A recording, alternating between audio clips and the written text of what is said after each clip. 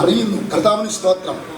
ഇവിടെ കഴിഞ്ഞ ദിവസങ്ങളിൽ നമ്മൾ സ്തോത്രം ചിന്തിച്ചുകൊണ്ടിരിക്കുക യഹോവയുടെ വഴിയെക്കുറിച്ച്.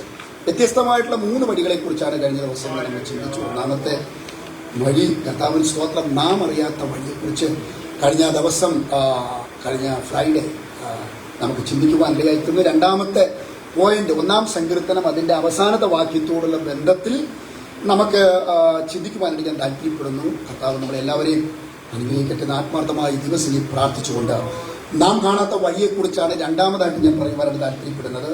ഉൽപ്പത്തി പുസ്തകം 21-ാം അധ്യായം 19-ാമത്തെ വാക്യം അതിനോട് ചേർന്ന് വായിക്കുവാൻ താല്പര്യപ്പെടുന്നു. നാം അറിയാത്ത വഴി. കഴിഞ്ഞ ദിവസം നമ്മളെ ചിന്തിക്കുവാൻ ഇടയായിരിക്കുന്നു ദൈവം നമുക്ക് വേണ്ടി ഒരുക്കുന്ന വഴികളെക്കുറിച്ച്.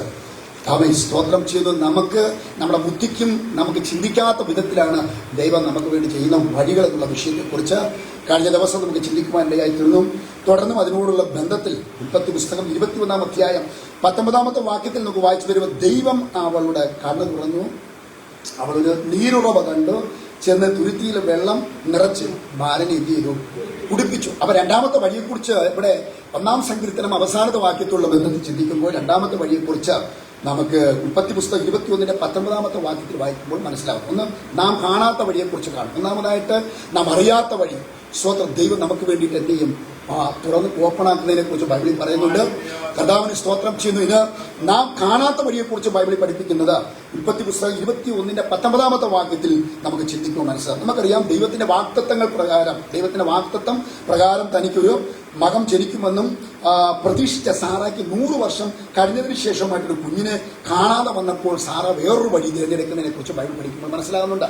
കർത്താവിന് സ്തോത്രം. ദൈവത്തിന്റെ കഴിഞ്ഞ ദിവസങ്ങളൊക്കെ നമ്മൾ പഠിക്കുമ്പോൾ ചിന്തിച്ചതാണ് ദൈവത്തിന്റെ വാഗ്ദത്തങ്ങൾ എത്രയുണ്ടെങ്കിൽ അത് ഉവ്വെന്ന് തന്നെയാണ്. നമുക്കറിയാം, ഞാൻ ഒന്നുകൂടി ആവർത്തനപരസ്ഥതയല്ല, ദൈവത്തിന് ചെയ്യാൻ പറ്റാത്ത കാര്യമാണ് ദൈവം പോഷ്ക്ക് പറയാത്ത ദൈവമാണ്. ദൈവം ഒരിക്കലും എന്ത് ചെയ്യുകയില്ല, കള്ളം പറയുകയില്ല. അപ്പൊ നിങ്ങൾ ചിന്തിക്കുക, ദൈവത്തിന്റെ വാഗ്ദത്തങ്ങൾ നമ്മൾ എന്ത് ചെയ്യണം, വിശ്വസിക്കണം. ദൈവത്തിന്റെ വാഗ്ദത്തങ്ങൾ വിശ്വസിച്ചെങ്കിൽ മാത്രമേ ആ വാഗ്ദത്തത്തിന്റെ പൂർത്തിയിലേക്ക് നമുക്ക് എത്താൻ സാധിക്കുന്നുള്ള കാര്യം മറന്നു പോകരുത്. ഇവിടെ നമുക്കിതിന്റെ പശ്ചാത്തലം ചിന്തിക്കുമ്പോൾ ദൈവത്തിന്റെ വാഗ്ദത്ത പ്രകാരം തനിക്കൊരു മകൻ ജനിക്കുമെന്ന് അതേ സ്തോത്രം പ്രതീക്ഷിച്ച സാറായ്ക്ക് 100 വർഷം കഴിഞ്ഞതിന് ശേഷമായിട്ട് ഒരു കുഞ്ഞിനെ കാണാതെ വന്നപ്പോൾ സാറ എന്ത് ചെയ്യുന്നുണ്ട്, വേറൊരു വഴി തിരഞ്ഞെടുക്കുന്നതിനെ കുറിച്ച് കാണുന്നുണ്ട്. എന്താ വേറൊരു വഴി തിരഞ്ഞെടുത്തത്?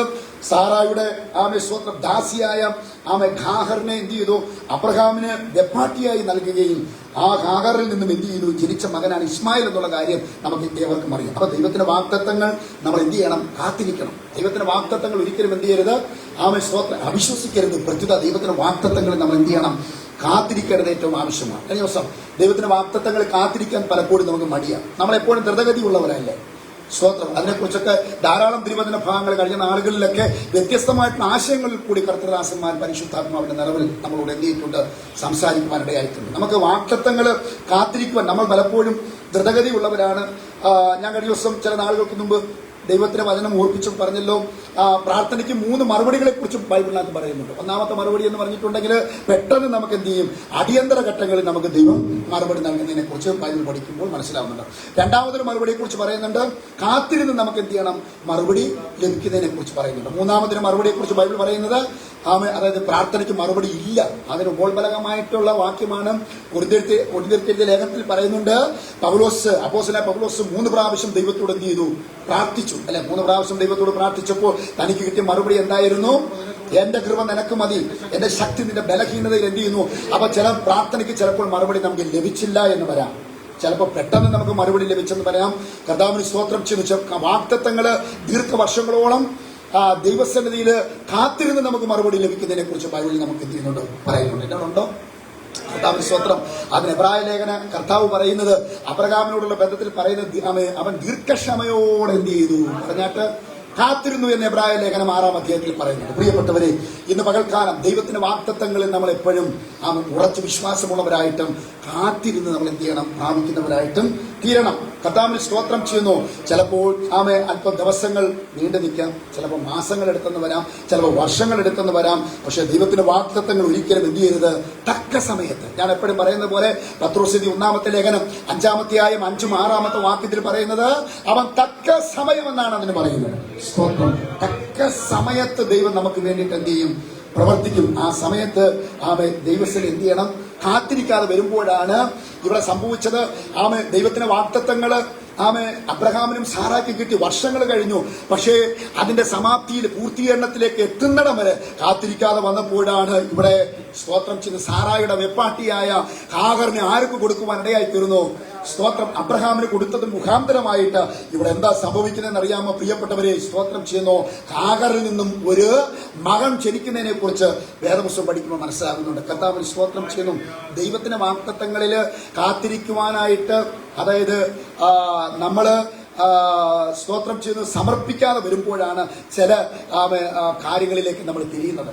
നമുക്കറിയാം, സ്തോത്രം ചെയ്യുന്നു, ചിലർ മന്ത്രവാദത്തിലേക്ക് തിരിയുന്നവരുണ്ട്, കൈനോട്ടത്തിലേക്ക് തിരിയുന്നവരുണ്ട്, ക്ഷേത്രത്തിൽ നേർച്ചകാഴ്ചകൾ ചെയ്യുന്നവരുണ്ട്. പെന്തക്കോസ്തുകാർ ഒട്ടും മോശക്കാരൊന്നുമല്ല കേട്ടോ. മന്ത്രവാദത്തിൽ വിശ്വസിക്കുന്നവരുണ്ട്, നേർച്ചകാഴ്ചകളിൽ വിശ്വസിക്കുന്നവരുണ്ട്, കർത്താവിന് സ്തോത്രം ചെയ്യുന്നു കൈനോട്ടത്തിൽ പോലും വിശ്വസിക്കുന്ന പെന്തക്കോസ്തുകാരുണ്ടെന്നുള്ള യാഥാർത്ഥ്യം ഉത്തരവർക്കറിയാം. കർത്താവിന് സ്തോത്രം ചെയ്യുന്നു. അതിന് ഉപോത്ബലകമായിട്ട് പല തെളിവുകളുണ്ട്. വീട് വെച്ച് കഴിഞ്ഞതിന് ശേഷമായിട്ട് കർത്താവിന് സ്തോത്രം മേളിൽ തൂക്കിയിടുന്ന ചില സാധനങ്ങൾ കണ്ടിട്ടുണ്ടോ? ചില വീടുകളിൽ നിങ്ങൾ കണ്ടിട്ടുണ്ടോ? പെന്തക്കോസ്തുകാരുടെ വീടുകളിൽ തൂക്കിയിടുന്നത് ഞാൻ കണ്ടിട്ടുണ്ട്. കർത്താവിന് സ്തോത്രം ചെയ്ത് ഇതിന്റെയൊക്കെ പിന്നിലെ കാര്യം എന്താണെന്ന് നിങ്ങൾക്ക് മനസ്സിലാവുന്നുണ്ടോ? കർത്താവിന് സ്തോത്രം ചെയ്ത് ചില കുറുക്ക് വഴികൾ നമ്മൾ പലപ്പോഴും വാഗ്ദത്തങ്ങള് അല്ലെങ്കിൽ അതിനെ കാത്തിരുന്ന് പ്രാപിക്കുവാൻ കഴിയാതെ വരുമ്പോൾ, താമസങ്ങൾ വരുമ്പോൾ, കാലതാമസങ്ങൾ വരുമ്പോഴാണ് നമ്മൾ എന്ത് ചെയ്യുന്നത്? മന്ത്രവാദത്തിലൊക്കെ വിശ്വസിക്കുന്നത്. മനസ്സിലാകുന്നുണ്ടോ? കൈനോട്ടത്തിൽ വിശ്വസിക്കുന്നു. ചിലർക്ക് കൈനോട്ടം ഭയങ്കര വിശ്വാസമാണ്. അതിനകത്ത് വിസ്താരമായിട്ട് അതൊന്നും വിശദീകരിക്കുവാൻ താല്പര്യപ്പെടുന്നില്ല. 4 ശനി, കണ്ടകശനി, ദോഷാനുഭവങ്ങൾക്ക് വർദ്ധിക്കും, ഗുണങ്ങൾ ഏറിയിരിക്കും. അതായത് സ്തോത്രം ചെയ്ത് ആ കാര്യങ്ങളൊക്കെ പറയുമ്പോൾ ചിലർക്ക് എന്താന്ന് പറയാമോ? അവർക്ക് ഭയങ്കര വിശ്വാസമാണ്. നേർച്ചകൾ ഇടുന്നവർ വരെ ഉണ്ട്. ക്ഷേത്രത്തിൽ നേർച്ചകൾ കൊടുത്തുവിടുന്നവരുണ്ട്. പ്രിയപ്പെട്ടവരെ, ഞാൻ പറയട്ടെ, അങ്ങനെ ചെയ്യുമ്പോഴാണ് ചില ഇസ്മായേൽ എന്ത് ചെയ്യുന്നത്? നമ്മളിൽ നിന്നും ജനിക്കുന്നത്. മനസ്സിലാകുന്നുണ്ടോ? കുറുക്ക് വഴിയിൽ കൂടി വാഗ്ദത്തങ്ങൾ പെട്ടെന്ന് കരസ്ഥമാക്കുവാൻ വേണ്ടിയിട്ട് മുന്നോട്ട് പോകുമ്പോഴാണ് ചില ഇസ്മായേൽ പോലത്തുള്ള ശക്തികൾ പലപ്പോഴും പ്രബലപ്പെട്ട് നമ്മുടെ കുടുംബത്തിൽ എന്ത് ചെയ്യുന്നത്? എഴുന്നേറ്റ് നിൽക്കുന്നത്. കർത്താവിന് സ്തോത്രം ചെയ്യുന്നു. പരിശുദ്ധാത്മാവ് ഇന്ന് പകൽക്കാലം ദൈവവചനത്തിൽ കൂടി തരുന്ന ചില സന്ദേശങ്ങളാണ് പറയുന്നത്. ഇസ്മായേൽ ഒരു പൈശാചിക ശക്തിയുടെ പ്രതീകമായിട്ടാണ് വേദപുസ്തകം പഠിക്കുമ്പോൾ നമുക്ക് മനസ്സിലാകുന്നുണ്ട്. കർത്താവിന് സ്തോത്രം. നമ്മുടെ വാഗ്ദത്തങ്ങൾക്കെതിരെ ഇസ്മായേൽ ശക്തികൾ എഴുന്നേറ്റ് നിൽക്കും. കർത്താവിന് സ്തോത്രം ചെയ്യുന്നു. വേദപുസ്തകത്തിൽ എന്താ പറയുന്നത്? അവനെ പുറത്താക്കി കളയുവാനായിട്ടാണ് വേദപുസ്തകം പറയുന്നത്. ഈ ശക്തി നമ്മുടെ വീട്ടിൽ ഒരിക്കലും വളരുവാനായിട്ട് നമ്മൾ എന്ത് ചെയ്യരുത്? സമ്മതിക്കരുത്. കർത്താവിന് സ്തോത്രം ചെയ്യുന്നു. അതിനെ നമ്മൾ എന്ത് ചെയ്യണം? പറഞ്ഞാട്ട് പുറത്താക്കണം. മനസ്സിലാകുന്നുണ്ടോ പറഞ്ഞത്? അവർ 2 വ്യക്തികളല്ല നമ്മുടെ ഭവനത്തിൽ ഉയരേണ്ടത്. പ്രത്യുത വാഗ്ദത്ത ജഡപ്രകാരമുള്ള സന്തതിയല്ല നമ്മുടെ ഭവനത്തിൽ വളരേണ്ടത്. പ്രത്യുത ആത്മീയ പ്രകാരമുള്ള സന്തതിയായ ഇസഹാക്കാണ് നമ്മുടെ ഭവനത്തില്. ഇസ്മായിലും ഇസഹാക്കും ഒരിക്കലും നമ്മുടെ ഭവനത്തിൽ ഒരുമിച്ച് പോകാനായിട്ട് പറ്റുകയില്ല. എന്നോടുണ്ടോ നിങ്ങൾ? സ്തോത്രം ചെയ്യുന്നു. വാഗ്ദത്ത പ്രകാരമുള്ള സന്തതി, ആ വാഗ്ദത്തം നമ്മുടെ ഭവനത്തിൽ എന്ത് ചെയ്യണം? വളരുവാനായിട്ട് അനുവദിക്കണം. അതിന് തടസ്സമായിട്ട് നിൽക്കുന്ന ഇസ്മായിലിന്റെ ശക്തിയെ, അതാണ് വേദപുസ്തകത്തിൽ വ്യക്തമായിട്ട് ഞാൻ വിശ്വസിക്കുന്നുണ്ട്. അതിന് തെളിവായിട്ട് പറയുന്നുണ്ട്. സ്തോത്രം ചെയ്യുന്നു. ഗലാത്യരുടെ ലേഖനം 4-ാമത്തെ 30-ാമത്തെ വാക്യം വായിക്കാമോ? വേഗമായി സഹായിച്ചിട്ട് 4-ാമത്തെ 30-ാമത്തെ വാക്യത്തിൽ എന്താ പറയുന്നത്? പറഞ്ഞു, വേഗം വായിച്ചാട്ടെ. 4-ന്റെ 30-ാമത്തെ വാക്യം. സ്തോത്രം ചെയ്യും. തിരുവഴുത്തോ എന്തു പറയുന്നു? ദാസിയെയും മകനെയും എന്ത് ചെയ്യണം? ദാസിയെയും മകനെയും പുറത്താക്കി കളയാനാ പറയുന്നത്. സ്തോത്രം. അപ്പൊ വാഗ്ദത്ത പ്രകാരമുള്ള തലമുറയായ ഇസഹാക്കിന് വേണ്ടിയിട്ട് കാത്തിരിക്കാതെ വന്നപ്പോഴാണ് ഒരു ഇസ്മായിൽ അവിടെ എന്ത് ചെയ്തത്? ജനിക്കുവാനിടയായിത്തീർന്നത്. ഞാൻ പറഞ്ഞ് മനസ്സിലാകുന്നുണ്ടോ? ഇതിനെ പുറത്താക്കി കളയണം. നമ്മുടെ വാഗ്ദത്തത്തിന് എന്താണ്? നാം കാണാത്ത ചില വഴികളെ കുറിച്ചാണ് ഞാൻ പറയുന്നത്.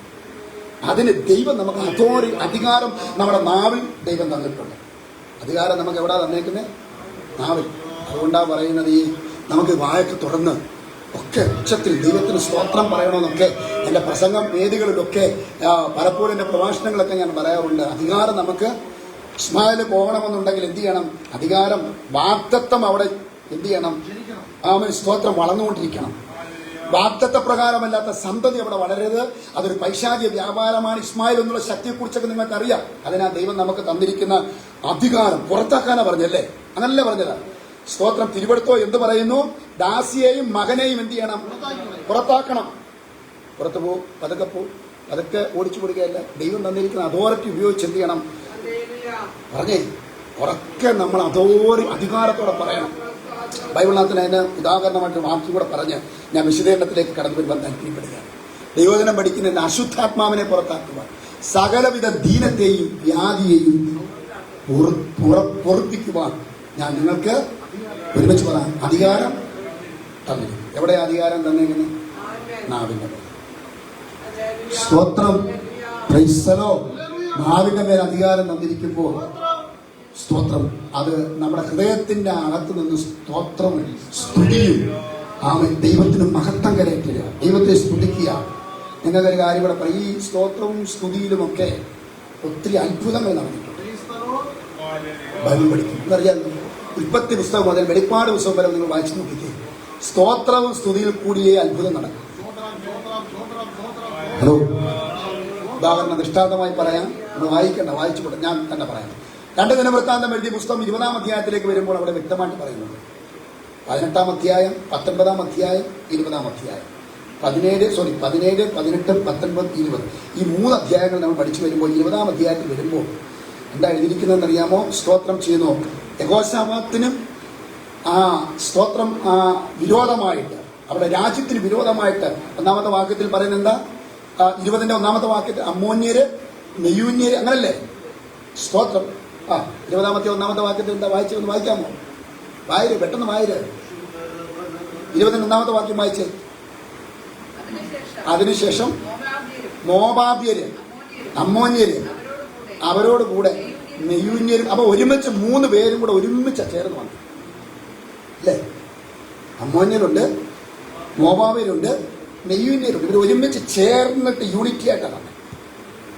ഹലോ, അവരുടെ ഭാഗത്ത് ഭയങ്കര യൂണിറ്റിയാണ്. അതാണ് ഞാൻ പറഞ്ഞത്. ഞാൻ പലപ്പോഴും അവരുടെ മണ്ഡലങ്ങളിൽ ഭയങ്കര യൂണിറ്റിയാണ്. അതുകൊണ്ട് വേദപുസ്തകത്തിനകത്ത് പറയുന്ന ഒരു കാര്യം കൂടെ ഉദാഹരണം പറയാം. സ്തോത്രം ചെയ്യുന്നു. ഒരു രാജ്യം തന്നിൽ തന്നെ ചിത്രിച്ചുള്ള രാജ്യത്തിന് നിലനിൽപ്പില്ല എന്നും കർത്താവ് പറയുന്നുണ്ട് അല്ലേ? ഒരു പട്ടണമോ ഗ്രഹമോ തമ്മിൽ ചിത്രിച്ചു കഴിഞ്ഞാൽ ആ പട്ടണത്തിനും ഗ്രഹത്തിനും എന്തില്ല? സാത്താനെ പുറത്താക്കുന്നുവെങ്കിൽ അവരുടെ രാജ്യത്തിന് എന്തില്ല? അപ്പൊ സാത്താന് ഭയങ്കര യൂണിറ്റിയാണ്. അവരുടെ ഇടയിൽ ഭയങ്കര യൂണിറ്റിയാണ്. പക്ഷെ പിശാചിന്റെ ഏറ്റവും വലിയ തന്ത്രം നമ്മുടെ ഇടയിലെ യൂണിറ്റി ഇല്ലാതാക്കുക എന്നുള്ളത്, ഐക്യത ഇല്ലാതാക്കുക. സാത്താന്റെ ഏറ്റവും വലിയ തന്ത്രമാണ്. ആൾക്കാർ കൂടുന്നതിലല്ല പ്രത്യുത, ചുരുക്കം പേരെ ഉള്ളെങ്കിൽ യൂണിറ്റി ആയിരിക്കണം. ഒറ്റ ഹൃദയത്തിൽ ഒന്ന് നിന്ന് നോക്കി. അതാ അവിടെ എഴുതി. അമ്മോന്യരും മെയൂന്യരും മോവാബ്യരും ഒരുമിച്ച് ചേർന്നിട്ട് ആർക്കെതിരെ വന്നു? പറഞ്ഞേ, യഹോശാഫാത്തിനെ. താഴോട്ടൊന്നും ഞാൻ വായിക്കുന്നില്ല. എന്താ യഹോശാഫാത്ത് ചെയ്തതെന്ന് അവിടെ എഴുതി. എന്താ ചെയ്തത്? വലിയ ഉപവാസം, ഈ ഒരു ഉപവാസം പ്രസിദ്ധം ചെയ്യും. കുഞ്ഞുകുട്ടികൾ ആപാലവൃത്തം, മൃഗങ്ങൾക്ക് ഭക്ഷണം കൊടുത്തില്ല. കുഞ്ഞുകുട്ടികൾ ആപാലവൃത്തം എവിടെ വന്നുകൂടി? ആലയത്തിൽ വന്നുകൂടി. അപ്പൊ ആലയത്തിൽ വന്നുകൂടിയപ്പോൾ ദൈവത്തിന്റെ ആത്മാവ് സംസാരിക്കുന്നു. അപ്പോൾ ലേവിന്റെ മേൽ ദൈവാത്മാവ് ഇടപെടുന്നു. ദൈവശബ്ദം കേൾപ്പിക്കുന്നു. എന്താ? യഹോശാഫാത്തും കൂട്ടരുമായുള്ളവരെ ഭയപ്പെടേണ്ട, ഉറച്ചു നിൽക്കണം. നിങ്ങൾ വീട്ടിൽ ചെന്ന് വായിച്ചാൽ മതി. സ്തോത്രം ചെയ്ത് ധൈര്യമായിട്ട് നിൽക്കാൻ പറയുന്നു. നിങ്ങൾ അതിരാവിലെ എന്ത് ചെയ്യണം? പുറപ്പെട്ടു പോകണം. പിന്നെ സ്തോത്രം ചെയ്ത് അതിരാവിലെ നിങ്ങൾ പുറപ്പെട്ടു പോകുമ്പോൾ സംഗീതക്കാരെ മുന്നിൽ നിർത്തണം. എന്നിട്ട് സൈന്യത്തിന്റെ മുമ്പിൽ വാഴ്ത്തുവാനും സ്തുതിക്കുവാനും തുടങ്ങണം. അപ്പൊ സ്തോത്രത്തിലും സ്തുതിയിലും ജയമുണ്ട് പ്രിയപ്പെട്ടവരെ. അതുകൊണ്ടാണ് ഞാൻ ഈ പറഞ്ഞു വന്നതിന്റെ അർത്ഥം. മനസ്സിലാവുന്നുണ്ടോ? അധികാരം നമ്മുടെ നാവിനകത്താണ്. നിങ്ങൾ ശബ്ദമെടുക്കാതെ, സ്തോത്രം പറയാതെ, അതരം തുറക്കാതെയും ദൈവത്തിന് മഹത്വം പറയാതെ വരുന്നു കഴിഞ്ഞാൽ ഞാൻ നിങ്ങൾക്ക് ഉറപ്പു തരാം, സ്തോത്രം ചെയ്യുന്നു, ദൈവത്തിന്റെ പ്രവൃത്തി ഒരിക്കലും വെളിപ്പെടുകയില്ല. മനസ്സിലാവുന്നുണ്ടോ ഞാൻ പറഞ്ഞത്? പരിശുദ്ധാത്മാവ് എനിക്ക് തരുന്ന ദൈവവചന വെളിപ്പാട് പറയട്ടെ. നമുക്കെതിരെയുള്ള ധാരാളം പൈശാചിക ബന്ധനങ്ങളുണ്ട്. നമുക്ക് കടന്നു ചെല്ലാൻ പറ്റാത്ത മേഖലകളിൽ ആ ബന്ധനത്തെ അറുത്തു മാറ്റുവാനായിട്ട് നമ്മുടെ നാവിൽ കൂടി വരുന്ന മൂർച്ചയേറിയ സ്തോത്രത്തിനും സ്തുതികൾക്കും പറ്റും. ബൈബിൾ അങ്ങനെ പറയുന്നത്. സ്തോത്രം ചെയ്യുന്നു. ഇരുവായുത്തിലുള്ള വാള് പോലെ നമ്മുടെ നാവിൽ കൂടി വരുന്ന സ്തുതിക്കും സ്തോത്രത്തിനും സ്തോത്രം ചില ഇടങ്ങളിലേക്ക് ചെല്ലാനായിട്ട് പറ്റും. അതുകൊണ്ട് അധികാരം നമ്മുടെ നാവിൽ ദൈവം തന്നിരിക്കുമ്പോൾ പരിശുദ്ധാത്മാവ് ഇന്ന് പകൽക്കാലം ദൈവവചനത്തിൽ കൂടി വെളിപ്പാട് പറയട്ടെ. അധികാരത്തോടെ പറയണം, ഇസ്മായിൽ നമ്മുടെ വീട്ടിൽ ഉയരല്ല. ഒരു സ്തോത്രം പറ. സ്തോത്രം പറഞ്ഞാട്ടെ. ഇസ്മായിൽ അല്ല നമ്മുടെ വീട്ടിൽ ഉയരേണ്ടത്. വാഗ്ദത്തം പൊങ്ങി വരണം. എനിക്ക് ദൈവാത്മാവ് തരുന്ന വചനത്തിന് വെളിപ്പാട്. സ്തോത്രം പറയട്ടെ. വാഗ്ദത്തം പൊങ്ങി വരാതെ ഇസ്മായിൽ ശക്തികള് നമ്മുടെ വീട്ടിൽ ഉയർന്നു വരരുത്. സ്തോത്രം. അതുകൊണ്ടാണ് ദാസിയെയും മകനെയും എന്ത് ചെയ്യണം പറഞ്ഞിട്ട് പുറത്താക്കി കളയാൻ അവർ തന്നെ സ്വന്തം ചെയ്യുന്നു. അധികാരം ദൈവം തന്നിരിക്കുമ്പോൾ അഭിഷേകത്തോടെ അതരത്തിൽ നാവ് തുറന്ന് പറയണം. അവൻ ദാസിയെയും മകനെയും പുറത്താക്കുന്നതാണ്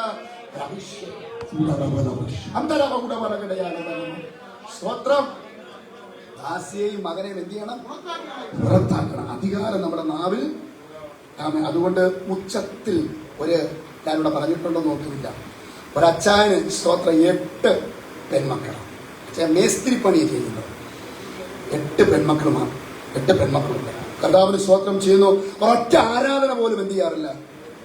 നമുക്ക് സ്തോത്രം ചെയ്യുന്ന പശു ഉണ്ടെങ്കിൽ കുഴപ്പം, എല്ലാം പ്രശ്നമാണ്. ഞായറാഴ്ച ആരാധന മുടക്കുന്ന ബന്ധക്കോസ്തുകാർ എൻ്റെ അഭിപ്രായത്തിൽ കള്ളറാണ്. ബൈബിളിൽ പറയുന്നത് ഞാനല്ല പറയുന്നത്, ബൈബിൾ പറയുന്നത്. നാളെ ഞാൻ പറഞ്ഞെന്ന് പറയരുത്. സ്തോത്രം സ്തോത്രം സ്തോത്രം സ്തോത്രം. വാസ്തവമായിട്ട് നിങ്ങൾ എന്നെ സ്നേഹിക്കുന്നെങ്കിൽ ഹലോ, എന്റെ കൽപ്പനകൾ എന്ത് ചെയ്യും? സഭായോഗത്തെ ഉപേക്ഷയായിട്ട് എത്ര ആഴ്ച മുടക്കാനും ഒരു ബുദ്ധിമുട്ടും ഇല്ലാത്ത കുറെ വിശ്വാസികൾ, ഒരു ബുദ്ധിമുട്ടും അവർക്കില്ല. അതവരെ വിട്ടുക. കർത്താവിന് സ്തോത്രം ചെയ്യുന്നു. പ്രൈസലോ. പക്ഷെ ഈ അച്ഛനെ സംബന്ധിച്ചിടത്തോളം അങ്ങനെയല്ല. 8 പെൺമക്കളാണെങ്കിലോ മേസ്ത്രി പണി ചെയ്ത് ഒറ്റ ആരാധന എന്ത് ചെയ്യില്ല, മുടക്കാറില്ല. അച്ഛനെ കളിയാക്കി വിളിക്കുന്നത് എങ്ങനെയാണെന്ന് അറിയാമോ? ആമെ സ്തോത്രം. നായ്ക്കൾ പ്രസവിക്കുന്നവർക്ക് ആമെ മക്കളാണെന്ന് പറഞ്ഞുകൊണ്ട് അച്ഛനെ കളിയാക്കുമായിരുന്നു. ഞാൻ സാക്ഷ്യം കേട്ടതാ കേട്ടോ. സ്തോത്രം. നായ്ക്കൾ പ്രസവിക്കുന്നവർക്ക് അച്ഛന് പെൺമക്കളുണ്ട്. ആമെ കളിയാക്കി ഇങ്ങനെ നാട്ടുകാരെന്ത് ചെയ്യുമായിരുന്നു. ഇനി വേറൊരു വാക്കും കൂടെ അച്ഛനെ കുറിച്ച് പറയുമായിരുന്നു. കർത്താവിന് സ്തോത്രം ചെയ്യുന്നു. ആമെ കളിയാക്കി പറയുന്ന വാക്കാട്ടോ. സ്തോത്രം. ബൈബിളച്ചായൻ എന്നാണ് അച്ഛനെ പറയുന്നത്. സ്തോത്രം. അച്ഛനെ പറയുന്നത് എന്താ? ബൈബിളച്ചായൻ. നായ്ക്കൾ പ്രസവിക്കുന്നതിനൊക്കെ മക്കളുണ്ട്. പക്ഷെ ഒരൊറ്റ ആരാധന, എന്തെല്ലാം കളിയാക്കിയാലും ഒരൊറ്റ ആരാധന പോലും ഈ പിതാവ് ചെയ്യില്ലായിരുന്നു. മേസ്ത്രി പണി ചെയ്യുന്നുണ്ട്. ഒരൊറ്റ ആരാധന പോലും മുടക്കാതെ എല്ലാ കൂട്ടായ്മകൾക്കും ആരാധനകൾക്കും ഈ അച്ഛൻ വരുമായിരുന്നു. എന്താ സംഭവിച്ചെന്നറിയാമോ പ്രിയപ്പെട്ടവരെ? ഈ 8 പെൺമക്കൾക്കും ദൈവം അസാധാരണമായ ജ്ഞാനത്താൽ ബുദ്ധിയാൽ ദൈവം നിറച്ചു. പഠിക്കാൻ ബിരുദരായിരുന്നു, മെടുക്കരായിരുന്നു. സ്തോത്രം. ജ്ഞാനം കൊണ്ട് ദൈവം അവരുടെ ബുദ്ധിയെ ചെയ്തു. അവരുടെ ബുദ്ധി തുറന്ന് ജ്ഞാനാത്മാവിൽ അവരെ നിറച്ചു. എന്താ 8 പെൺമക്കളും ഡോക്ടേഴ്സായി മാറി. സ്തോത്രം. നടന്ന സംഭവം 8 പെൺമക്കളും അമേരിക്കയിലെ 8 പെൺമക്കളും ഡോക്ടർമാരായി മാറി. അവൻ നായ്ക്കളെ പോലെ പ്രസവിക്കുന്നു എന്ന് കളിയാക്കി ബൈബിളച്ചാനെന്ന് പറഞ്ഞ ആച്ചായനും സ്തോത്രം 8 പെൺമക്കളും കുടുംബവും ഇന്ന് അമേരിക്കയിലായിരിക്കും. ഞാൻ പറഞ്ഞതിന് അർത്ഥം മനസ്സിലാകുന്നുണ്ടോ? ദൈവത്തിന് സ്തോത്രം ചെയ്യുന്നു. സ്തുതിക്കുന്നത് വെറുതെയല്ല പ്രിയപ്പെട്ടവരെ. സ്തോത്രം പറയുന്നത് അവൻ ഒരിക്കലും നഷ്ടമായി പോവുകയില്ല.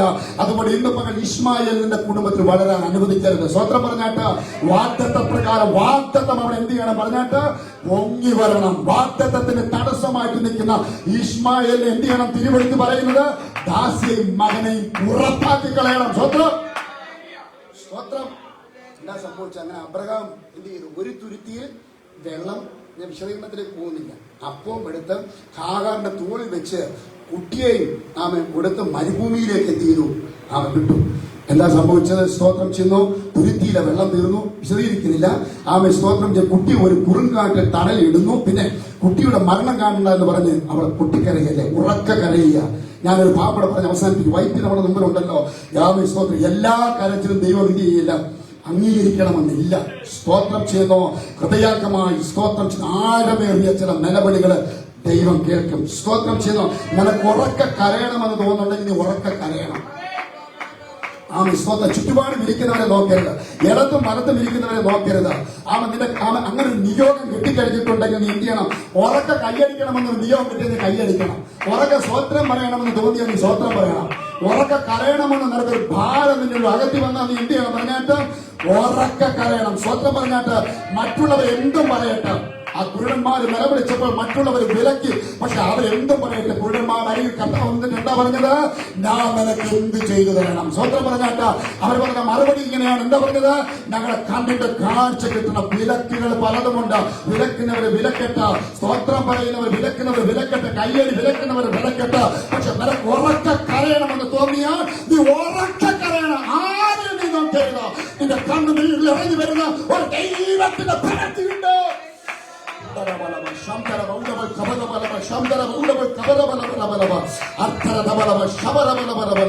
യേശുവിന്റെ നാമത്തില് ഞാൻ നിനക്ക് എന്ത് ചെയ്യണം? അവരുടെ മറുപടി കണ്ണിന്റെ കാഴ്ച ഞങ്ങൾക്ക് ലഭിക്കണം. വർഷങ്ങളായിട്ട് അന്ധകാരം കണ്ണിന് ചുറ്റും മൂടി കാണേണ്ടതുപോലെ കാണാൻ കഴിയാതെ സ്തോത്രം സ്തോത്രം ആമേ ബന്ധിക്കപ്പെട്ട് കിടന്ന ആമേ സ്തോത്രം ആ വെളിച്ചം കാണേണ്ടതുപോലെ കാണാൻ കഴിയാതെ ബന്ധിക്കപ്പെട്ട് കിടന്നപ്പോൾ കർത്താവ് പറയുന്നു, ഞാൻ നിനക്ക് എന്ത് ചെയ്തു തരണം? സ്തോത്രം സ്തോത്രം. അവൻ പറയുന്നത് ഞങ്ങളുടെ കണ്ണിന് കാഴ്ച ലഭിക്കണം. സ്തോത്രം. പരിശുദ്ധാത്മാവ് ഇന്ന് പകൽ അവൻ വെളിപ്പാട് വചനത്തിൽ കൂടി പറയട്ടെ. അടയ്ക്കപ്പെട്ട ചില വഴികള്, അവൻ അന്ധകാരത്തിൽ അവൻ ആയ ചില വിഷയങ്ങള് പരിശുദ്ധാത്മാവ് വെളിപ്പാട് പറയട്ടെ. അതിനെ തുറന്നു തരുവാനായിട്ട്, അടച്ചപ്പെട്ട വഴികളെ തുറന്നു വരുവാനായിട്ട്, അന്ധകാരത്തെ നിന്റെ മുമ്പിൽ നിന്ന് നീക്കിയിട്ട് നിന്റെ കണ്ണുനീർ ഉറക്കെ കരയുന്ന നിന്റെ കണ്ണുനീരിന്റെ നാട്ടുകളിൽ സ്തോത്രം ചെയ്യുന്നു. നീ അറിയാത്ത ചില വഴിയുണ്ട്.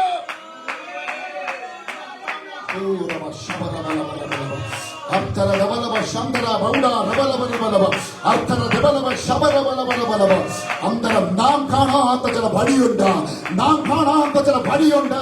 അത് നമ്മുടെ കണ്ണിന് മറവാണ്. പക്ഷെ നാം കാണാത്ത ചില വഴി അത് നിന്റെ കണ്ണിന് നമ്മൾ തുറന്നു വരുമോ?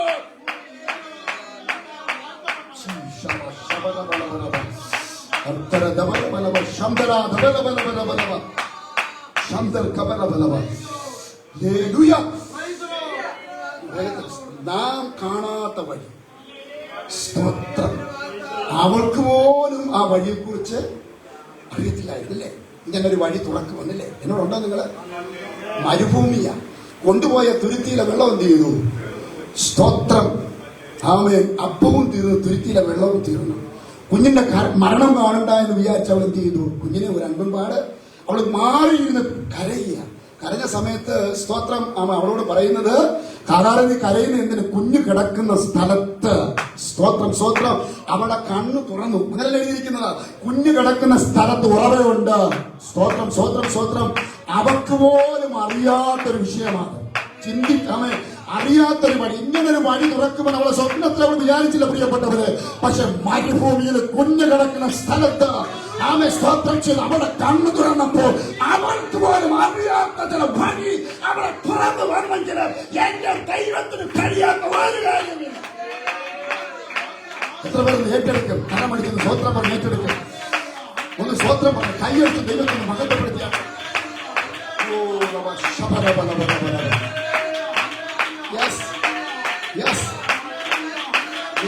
നാമത്തില്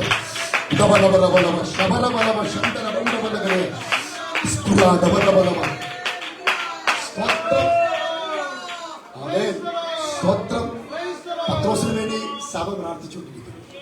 നമുക്കറിയാവുന്ന ഭാഗം. പത്രോസിന് വേണ്ടി സഭ എന്ത് ചെയ്യുക? പ്രാർത്ഥിക്കുന്നു. നമുക്കറിയാവുന്ന ഒരു ഭാഗമാണ്. ഇതിനോട് ചേർന്ന് ഒരു ഭാര്യ കൂടെ പറഞ്ഞ് അവസാനിപ്പിക്കും. സ്തോത്രം. പ്രാർത്ഥന പത്രോസിന്റെ വിടുതല. സ്തോത്രം. കാരാഗ്രഹത്തിൽ പത്രോസ് ബന്ധിക്കപ്പെട്ട് കിടക്കിയ ഒരു വിധത്തിൽ പുറത്തു വരാൻ പറ്റാത്ത വിധത്തില്ല. പക്ഷെ ദൈവത്തിന്റെ ദൂതൻ അവിടെ ഇറങ്ങി വന്നു. പറഞ്ഞാട്ട് കാരാഗ്രഹത്തിൽ ഇറങ്ങി വരുന്നു. അങ്ങനെയല്ലേ? സ്തോത്രം ചെയ്യുന്നു. അവൻ പത്രോസിന്റെ ബന്ധനങ്ങൾ അഴിയുന്നു. ഒന്നാമത്തെ വാതിലും രണ്ടാമത്തെ വാതിലും മൂന്നാമത്തെ പട്ടണവാതിലൊക്കെ എന്ത് ചെയ്തു? തുറന്ന് ഈ പത്രോസിനെ എവിടെ കൊണ്ടുവന്നു? പ്രാർത്ഥിക്കുന്ന വീടിന്റെ ഫ്രണ്ടിൽ കൊണ്ടുവന്നു. വിടുതൽ എവിടെ ഉണ്ട്? സ്തോത്രം സ്തോത്രം സ്തോത്രം. വഴി എവിടെ ഉണ്ട്? അവർ പ്രാർത്ഥിക്കുന്ന വഴി എവിടെ ഇരിക്കുക? പറഞ്ഞേ, എന്നോട് പറ. സ്തോത്രം. പുറത്ത് നിൽക്കുക അല്ലേ? പുറത്ത് നിൽക്കുക. സ്തോത്രം ചെയ്യുന്ന ആ വഴി ഇങ്ങനെ തട്ടിക്കൊണ്ടിരിക്കുക. ആ വിടുതൽ ഇങ്ങനെ എന്ത് ചെയ്തുകൊണ്ടിരിക്കുക? തട്ടിക്കൊണ്ടിരിക്കുക. ആ തട്ടത് കേട്ടപ്പോൾ പ്രാർത്ഥിച്ചുകൊണ്ടിരുന്ന രോധ തുറന്നു, കഥക് തുറന്നു. സ്തോത്രം. പക്ഷെ അകത്തിരിക്കുന്നവർക്ക് അത് വിശ്വസിക്കുവാനായിട്ട് കഴിഞ്ഞില്ല. സ്തോത്രം പറ. ആമേ സ്വത്രം പറ. വിടുതൽ വാതിക്കൽ നിൽപ്പുണ്ട്, വാതിക്കൽ നിൽപ്പുണ്ട്. അത് തുറന്ന് അകത്തേക്ക് വരണം. എന്നോട് ദൈവാത്മ പറയുന്നത് ചില വഴികൾ നിനക്ക് ഓപ്പൺ ആയിട്ടുണ്ട്. പക്ഷെ അത് വാതിക്കൽ നിൽക്കുക. സ്തോത്രം ചെയ്തോ? അകത്തേക്ക് അത് എന്ത് ചെയ്യുന്നില്ല? പറഞ്ഞാട്ടെ, കയറാതെ തടസ്സമായി നിൽക്കുമ്പോൾ എന്റെ മകൾ പരിശുദ്ധമായി ശക്തമായി വെളിപ്പാട് പറയട്ടെ. നീ തുറന്നു കൊടുത്ത് ആ വിടുതലിനെ പിടിക്കണം.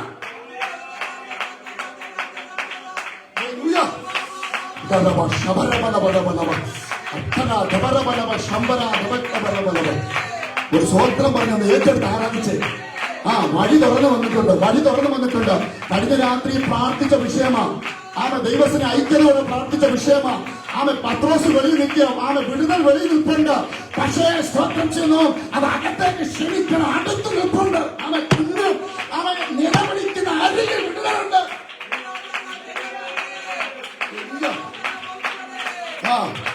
Yes, yes, yes, yes.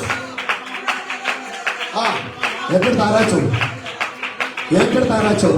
നിന്റെ തലമുറയ്ക്ക് വേണ്ടിയിട്ട് തുറക്കുന്ന വഴി നിന്റെ കണ്ണിന് പോലും വിശ്വസിക്കാത്ത വിധത്തിലാണ്. സ്വന്തം പറഞ്ഞിട്ട് മരുഭൂമിയിൽ നിന്റെ തലമുറ കടന്നുപോയി.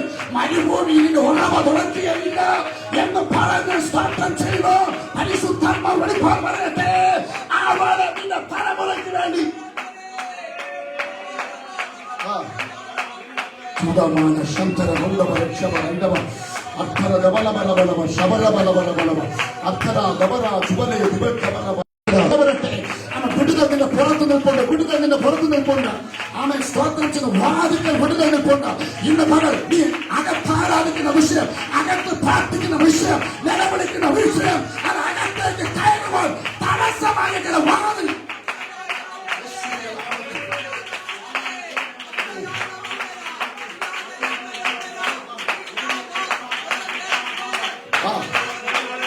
Yes. Yes. Yes. Oh. Yes. Yes.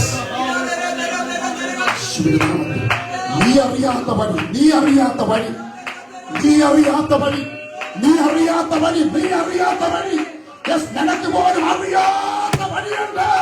ആ വഴി തുറക്കുന്നത് നിനക്ക് പോലും അറിയത്തില്ല.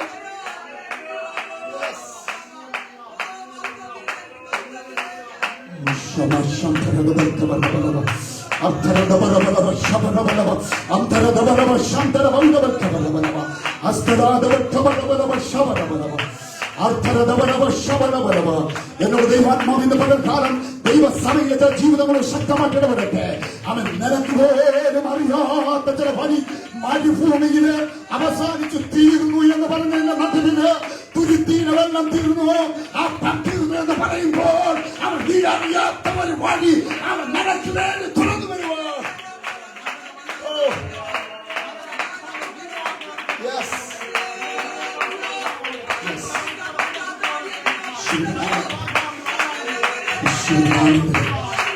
യേശുവിന്റെ നാമത്തില്, യേശുവിന്റെ നാമത്തില്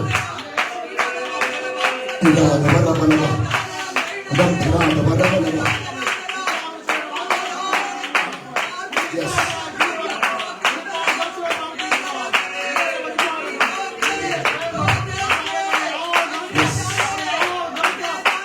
Yes. യേശുവിന്റെ നാമത്തില് Yes, yes, yes. വൃത്തിയിലെ വെള്ളം തീർന്നു പോകാം, അവൻ കൊണ്ടുപോയ അപ്പം തീർന്നു പോകാം. പക്ഷേ അവൻ നിന്റെ കരച്ചിലിന്റെ നടുവിൽ, അവൻ നിന്റെ നിലവിളിയുടെ നടുവിൽ ഇറങ്ങി വരുന്ന ഒരു വിടുതലുണ്ട്. അത് നീ പോലും അറിയത്തില്ല.